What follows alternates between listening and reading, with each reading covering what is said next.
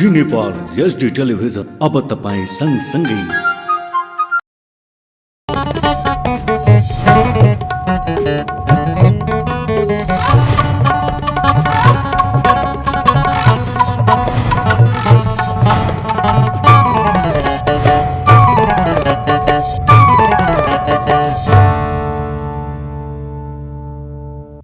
नमस्कार, जी नेपाल न्यूजमा यहाँलाई स्वागत छ।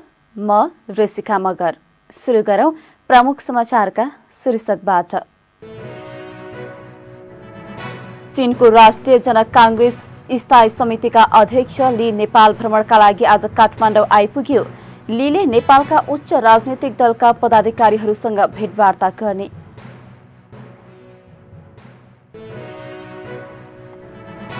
युगौंदेखि रहँदै आएका साहित्यिक कृतिहरूलाई संकलन गरी बाहिर ल्याउनु पर्ने राष्ट्रपति भण्डारीको भनाई। विश्व सामु ज्ञान पस्कन प्रतिष्ठानले नेतृत्वदायी भूमिका निर्वाह गर्नुपर्ने धारणा।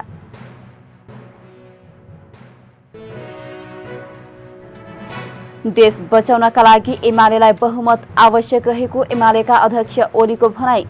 14 महिनामा गठबन्धनले नेपाललाई बर्बादीतिर लगेको आरोप।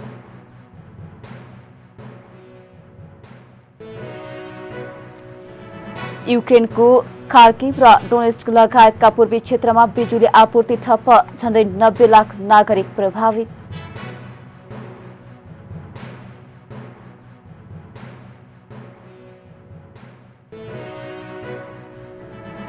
र मध्य प्रदेशमाथि आर्मीको सहज जित, प्रदेश 1 र एनआरएनए बीचको खेल रद्द।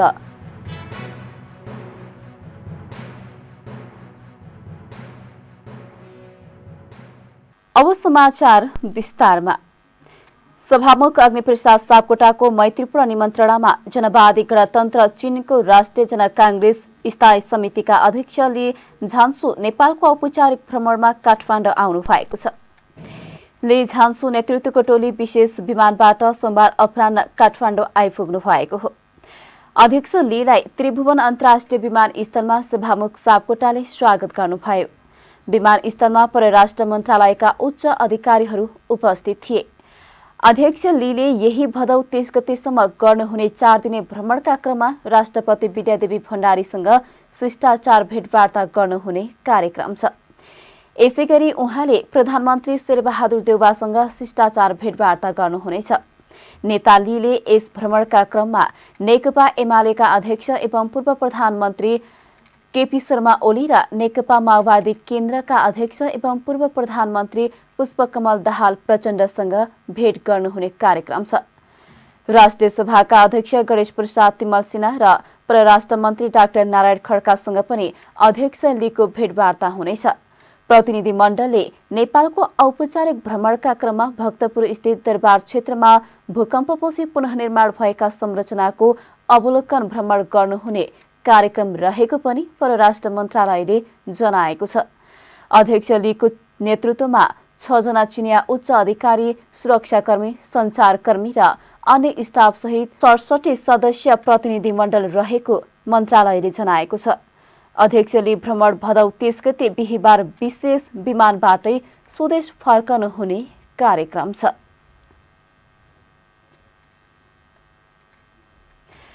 राष्ट्रपति विद्यादेवी भण्डारीले नेपाली समाजका युगौंदेखि रहँदै आएका लोक साहित्य एवं साहित्यिक कृतिहरूलाई संकलन गरी बाहिर ल्याउनु पर्ने बताउनु भएको छ। नेपाल प्रज्ञा प्रतिष्ठानले सोमबार काठमाडौँमा आयोजना गरेको प्रज्ञा पुरस्कार तथा राष्ट्रिय कविता महोत्सव पुरस्कार वितरण कार्यक्रमलाई सम्बोधन गर्दै राष्ट्रपति भण्डारीले नेपालका अनेकौं कालदेखिका ज्ञान ग्रन्थ, विज्ञानको महत्त्वलाई संकलन गरी बाहिर ल्याउनु पर्ने बताउनु भएको हो। उहाँले नेपाली सिर्जनाहरू विश्व साहित्यको उत्कृष्ट कोटीमा पर्न सक्ने कुरालाई विश्व सामु पुर्याएर प्रमाणित गर्नुपर्नेमा जोड दिनुभयो। त्यस्तै उहाँले प्रायोगिक विमर्श, अध्ययन, अनुसन्धान गरी विश्व सामु ज्ञान पस्कन प्रतिष्ठानले नेतृत्वदायी भूमिका निर्वाह गर्नुपर्ने धारणा राख्नुभयो। कविता महोत्सवले अन्तर्पुस्तागत समूहलाई प्रोत्साहन गरेको भन्दै उहाँले प्रतिष्ठानको प्रशंसा गर्नुभयो। अनुवाद मार्फत विश्व सामु पुर्याएर प्रमाणित गर्नु पर्नेछ। यी सबै कुराको प्रायोगिक विमर्श, अध्ययन, अनुसन्धान र प्रकाशन गरी नेपाल र नेपालीको बौद्धिक सम्पत्तिलाई विश्व सामु पस्कने कुरामा नेपाल प्रज्ञा प्रतिष्ठानले नेतृत्वदायी भूमिका खेल्नेछ भन्ने मलाई विश्वास छ। आजको सम्मान तथा पुरस्कार वितरण समारोहलाई मैले अग्रज पुस्तालाई सम्मान र अनुज पुस्तालाई प्रोत्साहन गर्ने हाम्रो परम्पराकै निरन्तरताका रूपमा लिएको छु। आज यस समारोहमा भारतको दार्जिलिङमा बसेर नेपाली भाषा र साहित्यको उन्नयनमा अनवरत लागिरहनुभएका वरिष्ठ साहित्यकार नरबहादुर दाहाललाई भानु प्रज्ञा अन्तर्देशीय नेपाली साहित्य पुरस्कार र नेपालमा बसेर अनुवाद मार्फत नेपाली भाषा साहित्यलाई विश्वमा चिनाउने काम गर्नुभएका प्राडा गोविन्द राज भट्टराईलाई नेपाल प्रज्ञा अनुवाद पुरस्कार प्रदान गर्न पाउँदा मलाई साह्रै खुसी लागेको छ। यसरी नै प्राध्यापक विद्यानाथ उपाध्याय भट्ट, प्राध्यापक डाक्टर प्रेम कुमार खत्री, डाक्टर नयनाथ पौडेल, वरिष्ठ कवि रामचन्द्र भट्टराई, खेन्पो वाङ बोसे लामा र शर्मिला कुमारी चौधरी जस्ता देशका विशिष्ट प्रतिभाहरूलाई विभिन्न पुरस्कारहरू प्रदान गर्न पाउँदा म हर्षित छु। प्रतिभाहरूको सम्मान उच्च चेतनाको सम्मान हो, कलाको सम्मान हो र अथक साधना, समर्पण, सङ्कल्प र योगदानको सम्मान हो। सत्पात्रलाई सम्मान गर्दा राष्ट्रको शिर पनि उच्च हुने गर्दछ। साहित्य, संस्कृति, दर्शनशास्त्र र सामाजिक शास्त्रका क्षेत्रमा विशिष्ट योगदान गर्नुभएका साधकहरूलाई सम्मान गर्न पाउँदा आज मलाई गौरवबोध भइरहेको छ। यसका साथै राष्ट्रिय कविता महोत्सव 2079का विजयी कविहरूलाई पुरस्कृत गरिनु पनि प्रसन्नताको विषय हो। यसले एकातिर अन्तर्पुस्तागत सम्बन्धलाई स्थापना गर्ने काम गरेको छ भने अर्कातिर नयाँ पुस्तालाई सिर्जना कर्ममा समर्पित हुने थप प्रेरणा पनि प्रदान गरेको छ।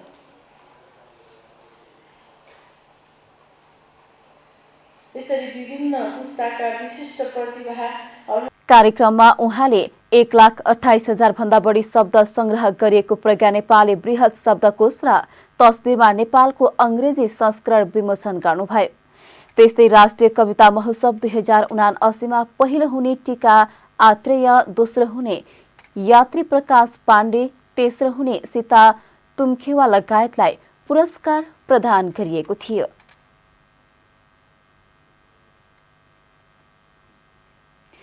नेकपा एमालेका अध्यक्ष केपी शर्मा ओलीले देश बचाउनका लागि एमालेलाई बहुमत आवश्यक रहेको बताउनु भएको छ। सोमबार जनकपुर धाममा नेपाल बुद्धिजीवी परिषदको प्रथम मध्य प्रदेश अधिवेशन उद्घाटन गर्दै ओलीले एमालेलाई सरकारमा जान मात्रै नभएर मुलुकलाई बचाउन समृद्धिको बाटोतर्फ अघि बढाउन बहुमत आवश्यक रहेको बताउनु भएको हो। उहाँले एमालेको नेतृत्वमा मात्रै देशका शिक्षा, स्वास्थ्य, पूर्वाधार लगायतको विकास हुने बताउनु भयो। आगामी निर्वाचनले देशप्रति समर्पित सरकार दिन सक्नुपर्ने पनि उहाँले बताउनु भयो। अध्यक्ष ओलीले अहिलेको निर्वाचन सामान्य निर्वाचन नभएको र देशको भाग्य र भविष्यको फैसला गर्ने निर्वाचन भएको धारणा राख्नुभयो। उहाँले पछिल्लो 14 महिनामा गठबन्धनले देशलाई बर्बादीतिर लगेको आरोप लगाउँदै अर्को 5 वर्ष फेरि गठबन्धनलाई दिन नहुने उल्लेख गर्नुभयो।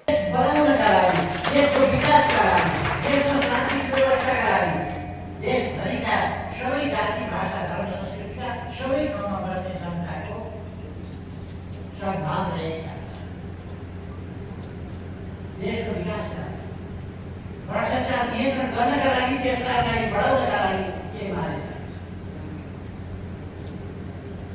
चाहे शिक्षाको क्षेत्र, स्वास्थ्यको क्षेत्र होस्, रोजगारीका अवसरको सृजना गर्ने कुरा होस्, कृषिको आधुनिकीकरण होस्, उद्योगहरूको स्थापनाको होस्,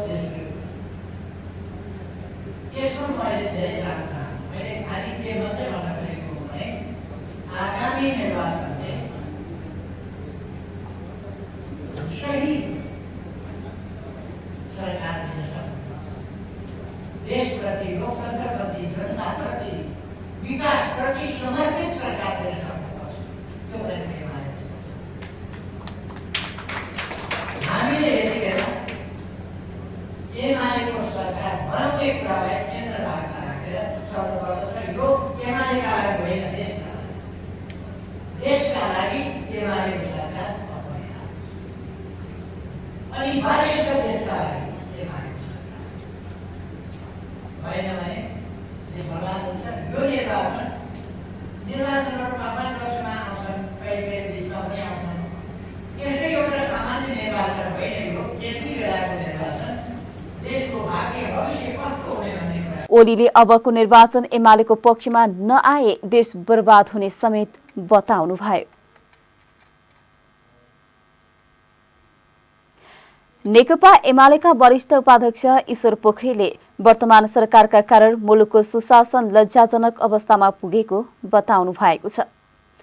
सोमबार काठमाडौँको विशालनगरमा पुनर्निर्मित पञ्चकुमारी धर्मशालाको उद्घाटन गर्दै पोखरेलले संसद, सांसद, न्यायालय र सरकारको अवस्था हेर्दा लाज मान्नुपर्ने अवस्था आएको बताउनु भएको हो। उहाँले राजनीतिक दलहरूमा पनि विकृति पैदा भएकाले खबरदारी गर्नुपर्ने बेला आएको बताउनुभयो। मुलुकलाई सही दिशामा लैजान अहिलेको प्रणालीलाई बलियो बनाउनु पर्ने उहाँको भनाइ छ। उहाँले दलीय प्रणालीलाई कमजोर बनाउने काम कसैले पनि गर्न नहुने जिकिर गर्नुभयो। त्यो साझा मुद्दालाई हामीले कमजोर हुन दिनु हुँदैन। त्यसको दृष्टान्त, त्यसको उदाहरण यो हो। यो उदाहरणलाई अगाडि राखेर हामीहरू अगाडि बढ्नुपर्छ भन्ने कुरा म यहाँलाई राख्न चाहन्छु। हामी राम्रा कुराहरू जसका हुन्, राम्रा काम जसका हुन्, राम्रा मान्छे जहाँका हुन्, ती सबै हाम्रा साथी। नराम्रा मान्छे, नराम्रा काम, नराम्रा कुराहरू हाम्रै नातागोताका भए पनि ती चाहिँ हाम्रा होइनन्। यसरी जानुपर्छ। त्यसकारणले सबै राम्रा हाम्रा हुनु पर्यो। हाम्रा ती जति राम्रा मान्छे हाम्रा हुनु पर्यो। यस हिसाबले जानुपर्छ। यसरी गइयो भने हामी देश विकास गर्न सक्छौँ। वास्तवमा माथि यो लाज लाग्छ दुनियाँको सामुन्नेमा कुरा यो सुन्यो भने लज्जाबोध गर्नुपर्छ हामीले। यस्तो अवस्था छ मुलुकको। कुनै शासन सुशासन, संसद जस्तो छैन, न्यायालय जस्तो छैन, सरकार जस्तो छैन। पार्टीहरूमा गति छाडापन बढ्दैछ। यसप्रति खबरदारी गर्नुपर्ने जरुरी छ। हामीले दलीय प्रणाली स्वीकार गर्यौँ। दलीय प्रणाली भनेको एउटा दलले कमजोरी गर्यो भने अर्को दल आउँछ, दलभित्रको यो नेताले खराबी गर्यो भने अर्को नेता आउँछ। यो प्रणालीलाई दह्रो बनाउनु पर्ने जरुरी छ। आज हाम्रो अगाडिको चुनौती हो। त्यसकारणले विरक्ति र नराम्रो कुरा देखेर विरक्ति भाव राखेर दलीय। त्यस्तै बागमती प्रदेश सांसद नारायण सिल्वालले मापदण्डको पूर्व जानकारी नराखे काठमाडौँ महानगरले आतंक फैलाएर संरचना भत्काउने काम गरेको बताउनुभयो। उहाँले एकजना व्यक्ति पनि अन्यायमा नपर्ने गरी महानगरले आफ्नो काम अघि बढाउनु पर्ने धारणा राख्नुभयो। आफै अलिकति पूर्व मापदण्डहरू के हो भन्ने कुरामा सचेतनाका साथ काम नगरेर आतंक सिर्जना गर्ने ढङ्गले एक किसिमको मुहिम सिर्जना गरेर शक्ति प्रयोग गरेर एकजना व्यक्ति पनि अन्यायमा नपरोस् भन्ने कुरामा चाहिँ सचेत हुनुपर्छ। किनकि यस्तो बेलामा कहिलेकाहीँ मान्छेहरू नराम्रोसँग अन्यायमा परेर खतरनाक स्थिति सिर्जना हुन सक्छ। मान्छे आत्महत्या गर्ने चरणमा पुग्न सक्छ। बेला बेला उसलाई सचेत गराउने, कारबाही नगर्दा त हुँदै होइन। न त किनकि मानवीय स्वभाव 1 इन्च भयो भने मिच्न खोज्छ, अलिकति उल्लङ्घन गर्न खोज्छ। तर राज्यले नियम लागू गर्नुपर्छ।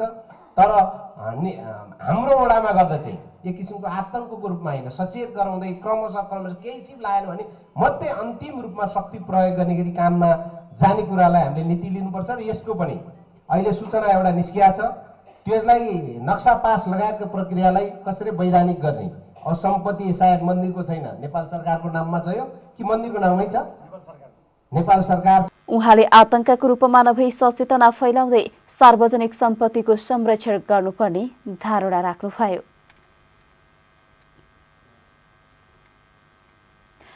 निर्वाचन आयोगका प्रमुख निर्वाचन आयुक्त दिनेश थपलियाले आगामी निर्वाचनमा आयोगले तोकेको खर्चको सीमा हेरफेर नहुने स्पष्ट पार्नु भएको छ।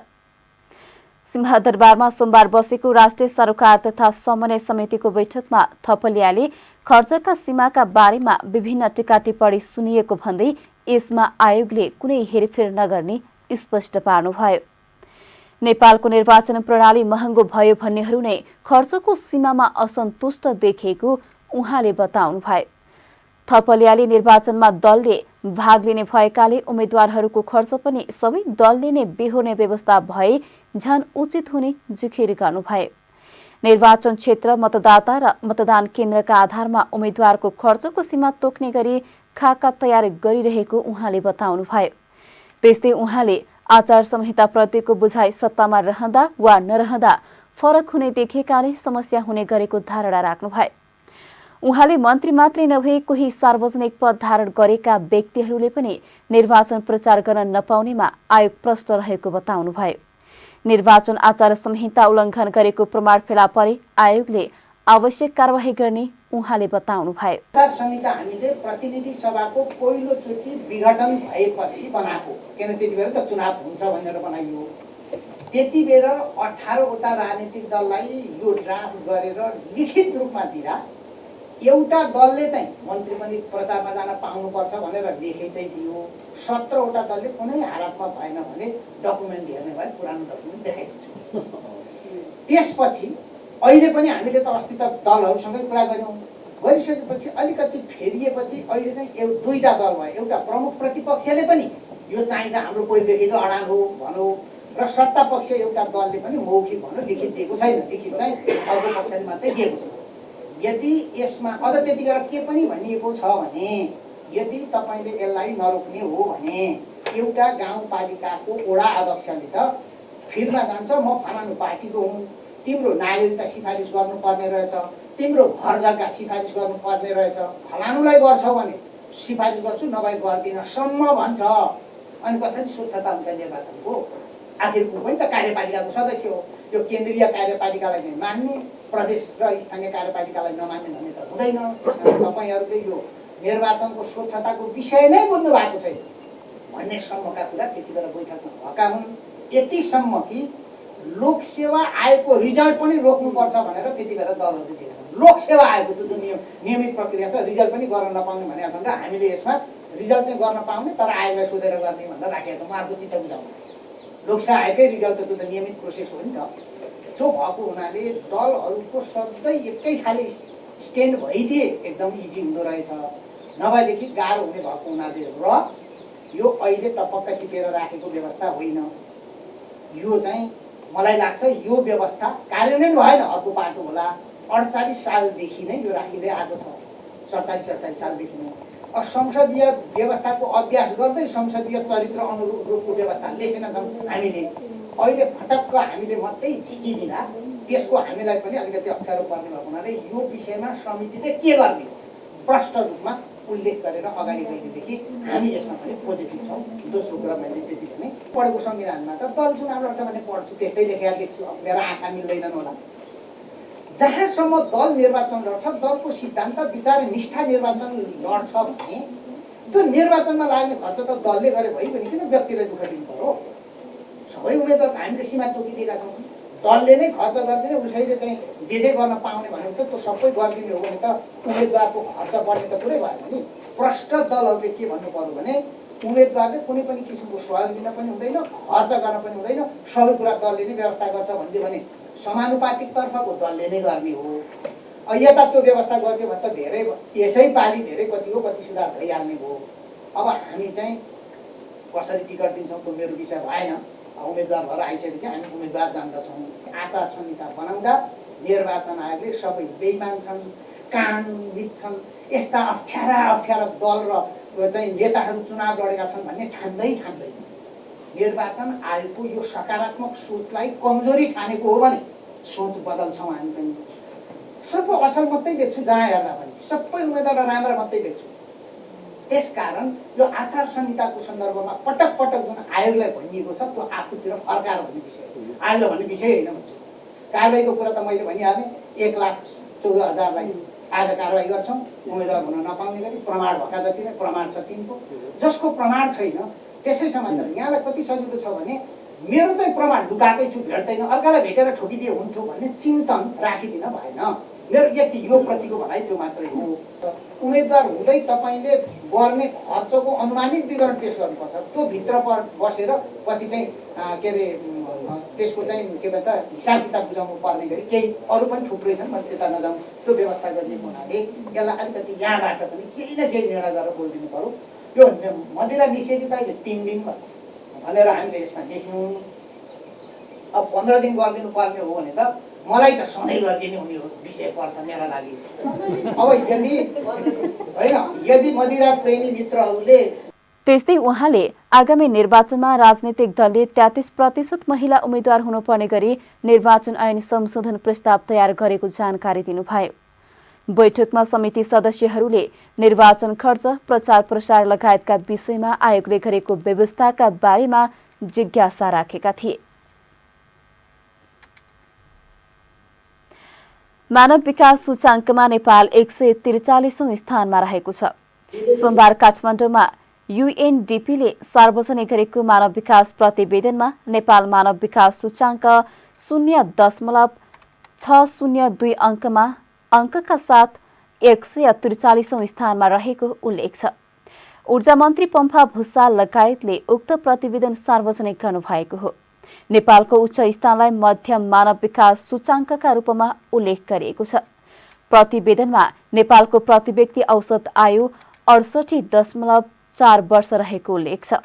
स्विजरल्याण्ड 0.962 अङ्कसहित मानव विकास सूचाङ्कमा पहिलो स्थानमा छ।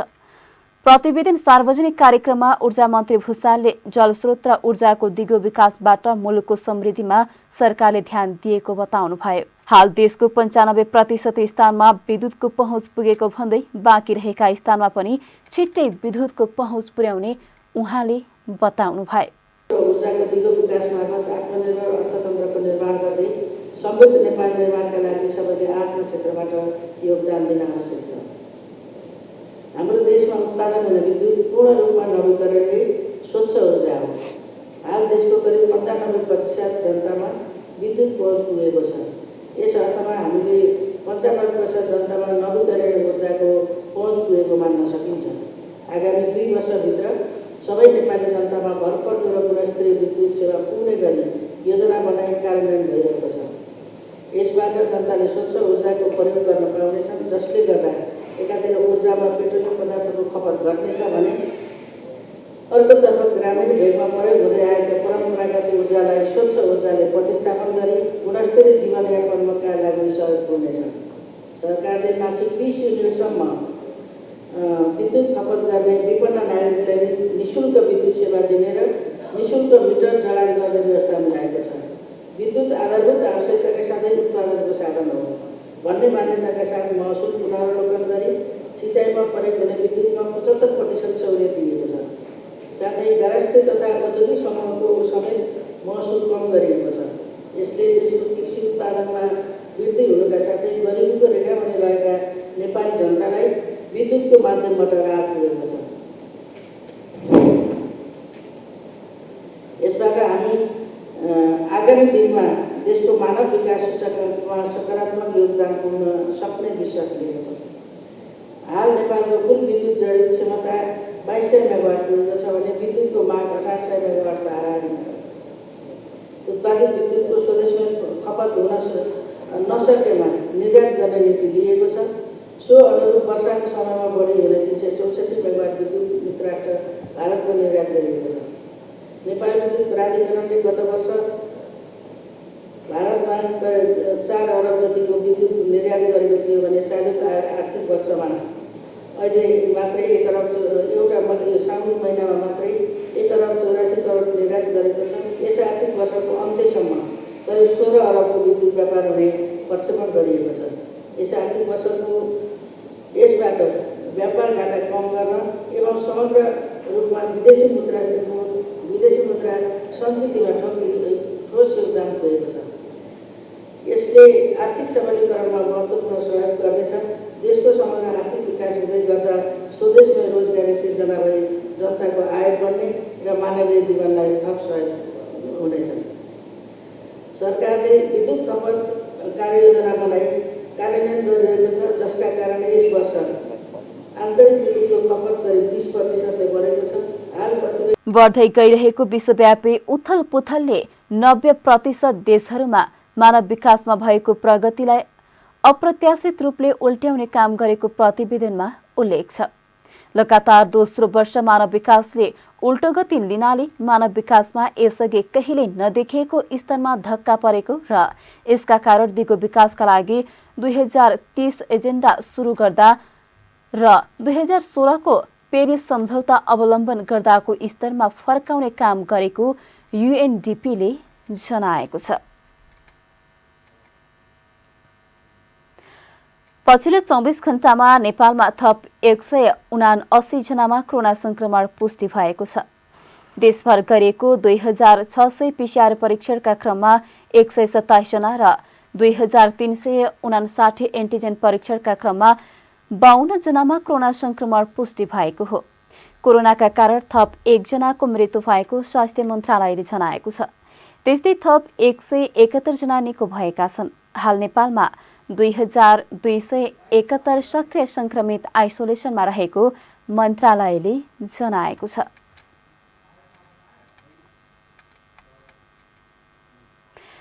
मिटर ब्याजी विरुद्ध 41 दिनदेखि आन्दोलनरत पक्ष र प्रहरीबीच झडप भएको छ। सोमबार माइती घर आउन लागेका उनीहरूलाई प्रहरीले लाठीचार्ज गरेको हो। बसेको स्थान चन्द्रागिरी 15-3 थानाबाट निस्किन नदिएपछि प्रदर्शनमा उत्रिएका उनीहरूमाथि प्रहरीले लाठीचार्ज गरेको हो। प्रहरीको लाठीचार्जबाट 1 दर्जन प्रदर्शनकारी घाइते भएका छन्। उनीहरूको शरीरका विभिन्न भागमा चोट लागेको छ। प्रहरीले माइती घर मण्डला आउन नदिएपछि पीडितहरू सरकार र प्रहरी प्रशासन विरुद्ध नाराबाजी गरिरहेका छन्। प्रहरीले उनीहरूलाई नियन्त्रणमा समेत लिएको छ। मिटर ब्याजीलाई हदैसम्मको कारबाही हुनुपर्ने र आफूलाई सरकारले न्याय दिलाउनु पर्ने पीडितको माग रहेको छ। बजारमा दशैंको किनमेल सुरु भएको छ, तर बजार भाव महँगो हुँदा उपभोक्ता दशैंको सरसामान कसरी जुटाउने भन्ने अन्यलमा छन्। कोभिड पछाडिदेखि बढ्न थालेको बजार भाव अहिले पनि रोकिने कुनै छाडकाट छैन। बजारमा हेर्दा कुन चीजमा भाव बढ्यो भन्नुभन्दा पनि कुन चीजमा बढेको छैन भन्दा सजिलो हुने देखिन्छ। एक रिपोर्ट। बजारमा दशैंको किनमेल सुरु भएको छ, तर बजार भाव महँगो हुँदा उपभोक्ता दशैंको सरसामान कसरी जुटाउने भन्ने अन्यलमा परेका छन्। कोभिड पछाडिदेखि बढ्न थालेको बजार भाव अहिले पनि रोकिने कुनै छाड छैन। बजारमा हेर्दा कुन चीजमा भाव बढ्यो भन्नुभन्दा पनि कुन चीजमा बढेको छैन भन्दा सजिलो हुने देखिन्छ। खुद्रा व्यापार संघको तथ्याङ्क अनुसार अघिल्लो वर्ष भदौमा बजारमा स्टिम जिरा मसिनो चामल किलोको 75 रुपैयाँ थियो भने अहिले किलोमा 10 रुपैयाँ बढेर 85 रुपैयाँ भएको छ। यस्तै पोखरेली चामल किलोको 85 रुपैयाँ रहेकोमा अहिले 95 रुपैयाँ छ भने लङ ग्रिन बासमती चामल किलोको 140 रुपैयाँ रहेकोमा अहिले 150 रुपैयाँ पुगेको छ। चामलमा मात्र नभएर दशैंमा धेरै उपयोग हुने चिउरा, तेल, दाल, जिरा तथा धनियाँमा पनि भाव बढेको छ। अघिल्लो वर्ष भदौमा 130 रुपैयाँ किलो रहेको ताइचिन चिउरा अहिले 150 रुपैयाँ पुगेको छ। चिउरामा किलोको 20 रुपैयाँले बढेको छ। त्यस्तै खाने तेलमा सबैभन्दा धेरै भाव बढेको देखिन्छ। अघिल्लो वर्ष भदौमा 250 रुपैयाँ लिटर रहेको तोरीको तेल अहिले 370 रुपैयाँ पुगेको छ। सनफ्लावर तेल लिटरको 250 रुपैयाँ रहेकोमा अहिले 300 रुपैयाँ रहेको छ। मधमासको तेल 240 रुपैयाँ रहेकोमा अहिले 265 रुपैयाँ पुगेको छ। कोभिड पछाडिदेखि बढ्न थालेको बजार भाव अहिले पनि रोकिने कुनै छाड छैन। बजारमा हेर्दा कुन चीजमा भाव बढ्यो भन्नुभन्दा पनि कुन चीजमा बढेको छैन भन्दा सजिलो हुने देखिन्छ। रुस र युक्रेनको लडाईँपछि खाने तेल र इन्धनको भाव अत्यधिक बढेको छ। इन्धनको भाव बढेपछि त्यसको सोझो असर ढुवानी भाडामा पर्यो। ढुवानी भाडा बन्ने बित्तिकै त्यसको असर सम्पूर्ण उपभोग्य वस्तु तथा सेवामा पर्न गयो। नेपाल खुद्रा व्यापार संघका अध्यक्ष देवेन्द्र भक्त श्रेष्ठ तेल तथा चामलमा अहिले धेरै भाउ बढे पनि दलहन तथा अन्य चिजमा भने त्यस्तो उल्लेख्य भाउ नबढेको बताउनुहुन्छ। उहाँ भन्नुहुन्छ, कृषि प्रधान देश भने पनि हामी कहाँ भारतबाट चामल आउने र अहिले भारतमा नै महँगो भएका कारण भाउ बढेको हो। अहिले खाद्य वस्तुको मूल्य बढ्नुमा दशैंको कारण नभएर अन्य विविध कारण रहेको भनाई श्रेष्ठको रहेको छ। चामल तथा अन्य खाद्य पदार्थको भाउ बढ्नुमा पटक पटक बढेको इन्धनको भाउ पनि कारक रहेको उहाँको तर्क छ। श्रेष्ठ अगाडि भन्नुहुन्छ, पटक पटक डिजेल पेट्रोलको दाम बढायो नि त्यसको असर त पर्ने भो नि त। ट्रक भाडा बढ्यो त्यसले पक्कै भाउ बढायो। प्रमुख खाद्य वस्तुको रूपमा रहेको चामलको मूल्य बढ्नुको कारणका रूपमा उहाँ अहिलेको यो समय नयाँ धान नआइसकेको र चामलको अफ सिजन हुनुलाई मान्नुहुन्छ। श्रेष्ठ भन्नुहुन्छ, तिहारपछि धान काटेर नयाँ चामल आउने सिजन हो, त्यसैले अहिले चामलको अफ सिजन हो। हरेक साल सिजनको अन्त्यमा नर्मल समयमा भन्दा केही बढ्नु ठिकै हो। अहिले भाउ बढ्दा दशैं आएर भन्ने अनुमान गरे पनि यो गलत भएको भनाई श्रेष्ठको रहेको छ। इन्धनको भाउसँगै डलरको भाउ पनि बढेकाले डलरमा किन्नुपर्ने जिरा, धनियाँ जस्ता चिजको भाउ पनि केही बढेको छ। श्रेष्ठ भन्नुहुन्छ, यदि भाउ घटाउने हो भने सरकारले प्रशस्त स्टक राखेर भाउ बढेको थाहा पाउने बित्तिकै बजारमा पठाउनु पर्छ। भारतमा यस्तै गर्छ। हामीले पनि सरकारलाई यही सुझाव दिएका छौं। अहिलेको मूल्य वृद्धिले सबैभन्दा पीडित उपभोक्ता रहेको र 300% मूल्य वृद्धि भएको जानकार बताउँछन्। खाद्यान्न तरकारी मात्र नभएर अहिले सबै कुरामा मूल्य वृद्धि भएको छ। अहिले बजारमा मूल्य वृद्धिको श्रृङ्खला यति धेरै बढेको छ कि त्यसले नेपाली उपभोक्ताले भार धान्न सक्ने क्षमता नै राख्दैनन्। कोभिडले क्रय शक्ति गुमाएका उपभोक्ताले बजारको मूल्य वृद्धि देख्न नसक्ने भएको छ। मूल्य वृद्धिले दशैं तिहार कसरी मनाउने भनेर उपभोक्ता चिन्तित छन्। सरकारले प्रभावकारी अनुगमन गर्न सकेको अवस्था छैन। सरकारले अहिलेसम्म मूल्य सम्बन्धी नीति नै बनाएको छैन। नीति बनाएर प्रभावकारी अनुगमन तथा नियमन गर्ने काम गरेको भए अहिले यो अवस्था आउने पो थिएन कि उपभोक्ताले महँगीबाट कहिले छुटकारा पाउँछन् होला त। जी नेपाल 4K टेलिभिजनका लागि करुणा, काठमाडौँ। सामाजिक सुरक्षा कोषले प्रत्येक वर्ष योगदानकर्ताका 84 जना सन्ततिलाई छात्रवृत्ति दिने गृह कार्य गरेको छ। प्रत्येक प्रदेशबाट 6 जना महिला र 6 जना पुरुषले तोकेका 6 विषय अध्ययन गर्दा छात्रवृत्ति पाउने व्यवस्था गर्न लागि हो। कोषले नयाँ कार्यविधि नै बनाएर योगदानकर्ताका सन्ततिलाई छात्रवृत्ति प्रदान गर्ने योजना बनाएको हो। कोषले योगदानकर्ता सन्तति छात्रवृत्ति सञ्चालन कार्यविधि 2079 तयार पारेको छ। नयाँ कार्यविधिमा प्रत्येक प्रदेशबाट 6 जना महिला र 6 जना पुरुष पर्ने गरी 12 जनालाई छात्रवृत्ति दिने व्यवस्था राखिएको छ। यसरी छात्रवृत्ति दिँदा आम्दानी कम हुने योगदानकर्ताको सन्ततिलाई प्राथमिकता दिने गरी व्यवस्था गरिएको कोष स्रोतले जानकारी दिएको छ। प्रत्येक प्रदेशबाट 6 जना महिला र 6 जना पुरुषले छात्रवृत्ति पाउँदा 12 जनाले पाउने भए। 7 प्रदेश समेट्ने गरी कार्यविधि बनाइएकोले प्रत्येक वर्ष 84 जनाले छात्रवृत्ति पाउनेछन्। कार्यविधिमा विभिन्न 6 विषय अध्ययनको लागि मात्रै छात्रवृत्ति पाउने उल्लेख गरिएको छ। कोषले योगदानकर्ताका सन्ततिलाई चिकित्सा शास्त्र, इन्जिनियरिङ, नर्सिङ, वन विज्ञान, कृषि र होटल म्यानेजमेन्ट अध्ययन गर्नका लागि छात्रवृत्ति दिन लागेको हो। कोषले छात्रवृत्ति बापत 5 लाख रुपियाँ प्रदान गर्ने प्रस्ताव कार्यविधिमा गरिएको छ।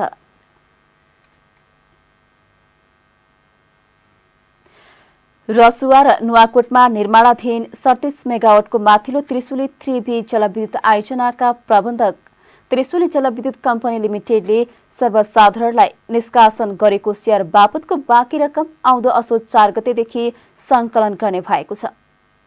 रकम बुझाउने अन्तिम मिति आउँदो कार्तिक 17 गतेसम्म तोकिएको छ। जनताको जलविद्युत कार्यक्रम अन्तर्गत कम्पनीले 2075 साल चैत महिनामा सर्वसाधारणका लागि 37,05,000 किता कम्पनीका कर्मचारीका लागि आरक्षण गरिएको समेत शेयर निष्कासन गरी प्रति शेयर 100 रुपियाँ अंकित मूल्यको न्यूनतम 10% हुने 10 रुपियाँ सङ्कलन गरेको हो। कम्पनीको शेयर बाँडफाँडमा शेयर पाई प्रति किता 10 रुपियाँ बुझाइएका 1,54,559 जना सर्वसाधारण शेयर धनीले प्रति किता बाँकी 90 रुपियाँ बुझाउनु पर्नेछ। साबिकका सर्वसाधारण शेयर धनीबाट अंकित मूल्यको 90%ले हुन आउने प्रति किता बाँकी 90 रुपियाँको दरले 33 करोड 34,50,000 रुपियाँ संकलन गरिने कम्पनीका प्रबन्ध सञ्चालक मोहन प्रसाद गौतमले बताउनुभयो।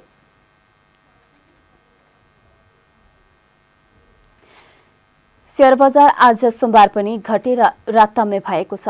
लगातार आज 6औं दिन पनि बजार घटेको हो।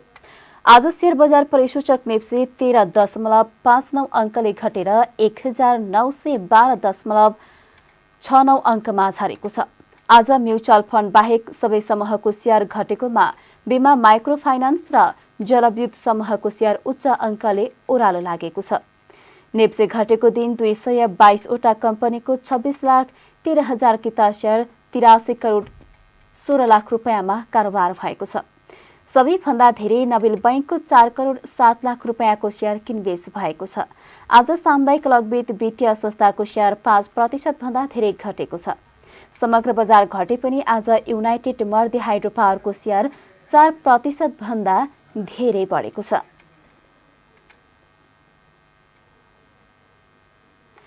अब अन्तर्राष्ट्रिय समाचार। रुसको आक्रमणका कारण युक्रेनको खार्किभ र डोनेस्ट्रक लगायतका पूर्वी क्षेत्रमा बिजुली बत्तीको आपूर्ति ठप्प भएको छ। बिजुली बत्तीको आपूर्ति ठप्प हुँदा त्यहाँका झन्डै 90 लाख नागरिक प्रभावित भएका छन्। युक्रेनको सेनाले पूर्वी क्षेत्रमा आफूले 3000 वर्ग किलोमिटर भन्दा धेरै गुमेको क्षेत्रफल पुनः प्राप्त गरेको बताएपछि त्यहाँ ब्ल्याकआउट भएको दावी गरेको छ। तर यसको पुष्टि भने हुन बाँकी रहेको बीबीसीले जनाएको छ। खार्किभका मेयर इहोर तेरेखोभका अनुसार रुसले नागरिक पूर्वाधारमा गरेको आक्रमणका कारण शहरको धेरैजसो भागमा बिजुली बत्ती र पानी छैन। विद्युत कटौतीपछि युक्रेनका राष्ट्रपति भ्लोदिमिर जेलेन्स्कीले रुसले नागरिक पूर्वाधारलाई लक्षित गरेर आतंकवादी कार्य गरेको आरोप लगाउनु भएको छ। अब खेल समाचार। 9औं राष्ट्रिय खेलकुदको पुरुष क्रिकेट प्रतियोगिता अन्तर्गत विभागीय टोली नेपाल पुलिस क्लबले लगातार दोस्रो जित निकालेको छ। कीर्तिपुर स्थित ट्यु मैदानमा सोमबार लुम्बिनी प्रदेशलाई 76 रनले हराउँदै पुलिसले लगातार दोस्रो जित निकालेको हो। पुलिसले दिएको 205 रनको लक्ष्यसहित जवाफी ब्याटिङ गरेको लुम्बिनीले 20 ओभरमा 7 विकेट गुमाएर 128 रन बनायो। उसका लागि बसिर अहमदले अभिजित 46 रन तथा सौरभ खन्नाले 24 रन बनाए। दिपेन्द्र रावतले अभिजित 13 रन तथा प्रज्वल थापाले 10 रन बनाए। पुलिसका लागि ललित राजवंशीले 3 तथा करण केसीले 2 विकेट लिए। गुलसन झाले 1 विकेट लिए। त्यसअघि पहिले ब्याटिङ गरेको पुलिसले 20 ओभरमा 4 विकेट गुमाएर 204 रन बनायो। जेसँगै पुलिसको 3 खेलबाट 7 अङ्क भएको छ। समूह एमा पुलिस शीर्ष स्थानमा रहेको छ। यता लुम्बिनीको भने 3 खेलबाट 2 अङ्क भएको छ। यस्तै सोमबार नै भएको अर्को खेलमा विभागीय टोली त्रिभुवन आर्मी क्लबले मध्य प्रदेशलाई 6 विकेटले हराएको छ। मधेसले दिएको 105 रनको लक्ष्यसहित जवाफी ब्याटिङ गरेको आर्मीले 18 ओभर 1 बलमा 4 विकेट गुमाएर लक्ष्य पूरा गर्यो। त्यसअघि पहिले ब्याटिङ गरेको मधेसले 20 ओभरमा 7 विकेट गुमाएर 104 रन जोडेको थियो। त्यस्तै मुलपानी क्रिकेट मैदान वर्षाका कारण खेल्न योग्य नभएपछि एपीएफ र बागमती बीचको खेल तथा एनआरएनए र प्रदेश 1 बीचको खेल भने रद्द भएको छ। गण्डकी प्रदेशमा आयोजना हुने 9औं राष्ट्रिय खेलकुद असोज 28 देखि कार्तिक 3 गतेसम्म आयोजना हुनेछ। तर पुरुष क्रिकेट भने अगाडि नै आयोजना भइरहेको हो। खेल समाचारसँगै हामी जी नेपाल न्युजको अन्त्यमा आइसकेका छौं। जाँदा जाँदै प्रमुख समाचारका शीर्षकहरू पुनः एकपटक। चीनको राष्ट्रिय जनक कांग्रेस स्थायी समितिका अध्यक्ष ली नेपाल भ्रमणका लागि आज काठमाडौँ आइपुग्यो। लीले नेपालका उच्च राजनीतिक दलका पदाधिकारीहरूसँग भेटवार्ता गर्ने।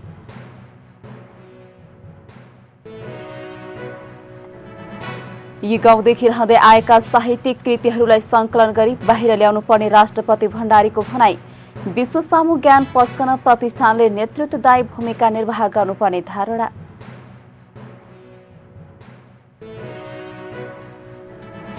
देश बचाउनका लागि एमालेलाई बहुमत आवश्यक रहेको एमालेका अध्यक्ष ओलीको भनाई। 14 महिनामा गठबन्धनले नेपाललाई बर्बादीतिर लगेको आरोप।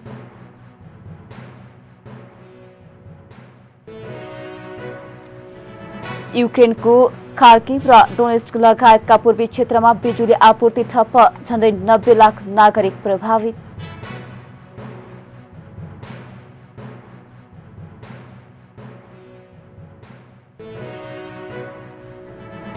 र मध्य प्रदेशमाथि आर्मीको सहज जित, प्रदेश 1 र एनआरएनए बीचको खेल रद्द।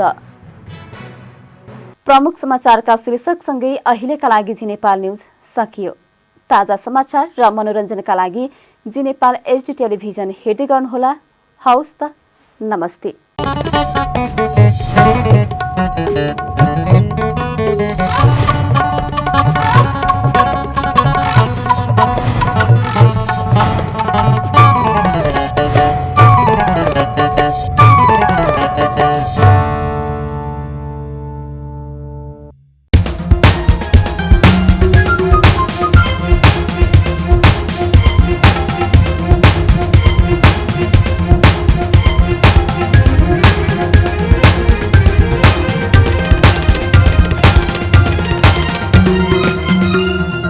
जी नेपाल एचडी टेलिभिजन अब तपाईँ सँगसँगै